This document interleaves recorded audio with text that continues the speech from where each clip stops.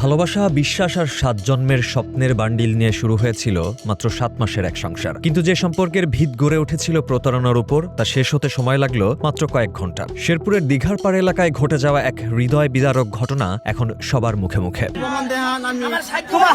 নিজের স্ত্রীকে অন্য এক পুরুষের সাথে আপত্তিকর অবস্থায় আবিষ্কার করার পর কোনো স্বামী কি থমকে দাঁড়ায় নাকি ক্ষোভে ফেটে পড়ে? নাসরিনের স্বামী হয়তো এই দুটোর কোনোটিই করেননি। তার বুকের ভেতরে জমা হওয়া চাপা কষ্ট আর প্রতারণার যন্ত্রণা এক অনন্য সিদ্ধান্তের রূপ নেয়। নাসরিনের এই সংসারও ছিল দ্বিতীয় বিয়ের। 7 মাসের এই সংসারে এসেও চালিয়ে যাচ্ছিল পুরনো প্রেমিকের সাথে পরকীয়ার সম্পর্ক। হাতে নাতে ধরে এলাকাবাসীর উপস্থিতিতেই নিজের বউকে তাই 10 লাখ টাকা কাবিনে বিয়ে দিলেন সেই যুবক।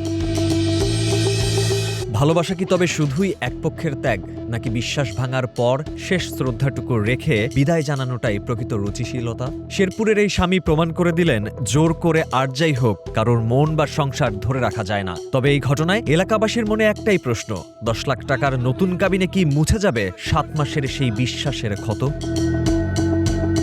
Mahfuz Arfin, green TV digital.